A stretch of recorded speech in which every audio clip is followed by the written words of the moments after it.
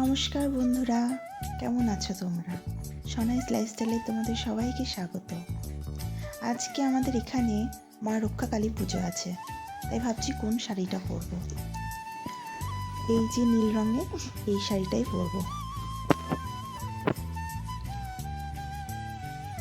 এই শাড়িটা আমার কাছে খুবই স্পেশাল হওয়ার কারণ হলো, যখন বাবুর বাবা আমাকে দেখতে যায় বিয়ের জন্য, তখন আমি এই শাড়িটা পরেছিলাম, সেই জন্যই এতটা স্পেশাল।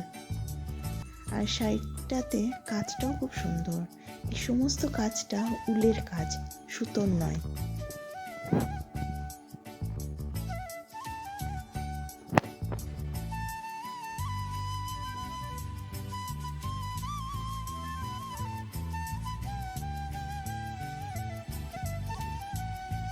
আমি রেডি হয়ে গেছি, এবার যাওয়া যাক।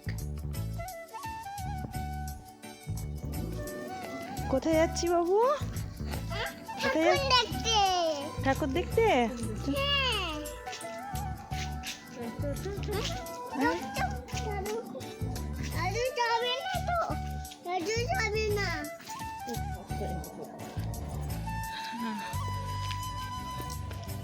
পুরো রাস্তা ফাঁকা বাবু।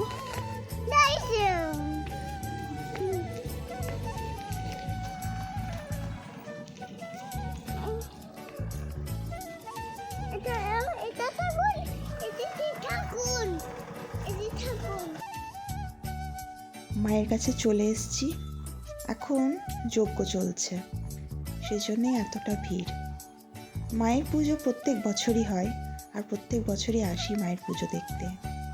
বাবু হওয়ার পর থেকে বাবুর নামে ঠাকুরগুরু দিই মায়ের কাছে, সেজন্যই আরও আসা। এখন ঠাকুরগুরু দেরি আছে, যজ্ঞ হোক, তারপর পুষ্পাঞ্জলি হবে, তারপর ঠাকুরগুরু হবে।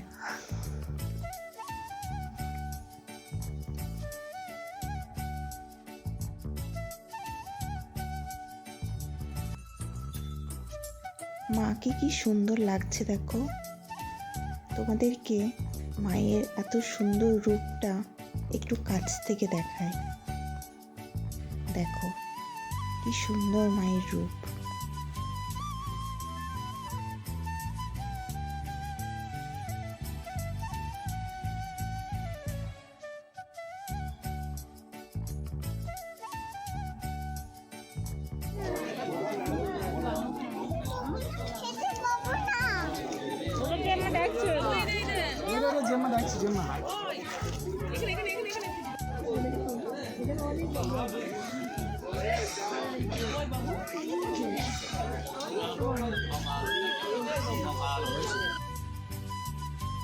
মায়ের মন্দিরটা ঠিক কোথায় সেটা দেখানোর জন্যই একটু দূরে গেলাম।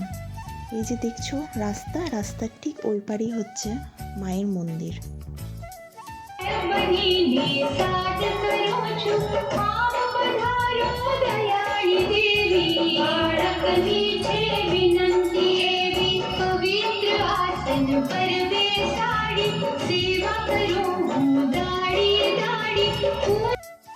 মা রক্ষাকালী পুজোর পরের দিনই ছিল মা লক্ষ্মী পুজোর প্রসাদ খাওয়ার নেমন্তন্ন।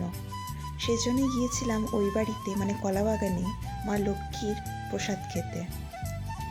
প্রসাদ খেয়ে বাড়ি ফিরে দেখি বাবু কি কাজ না দুষ্টুমি। এই যে কিছু চাল হাতে নিয়ে গোটা ঘরে ছিটিয়েছে।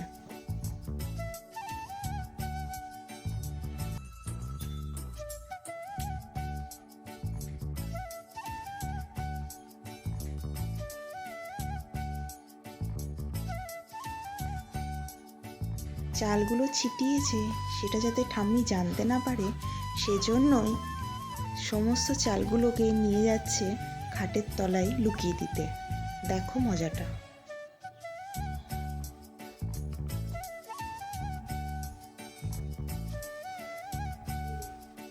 সারাদিন তো দুষ্টুমি চলতেই থাকে ছেলের।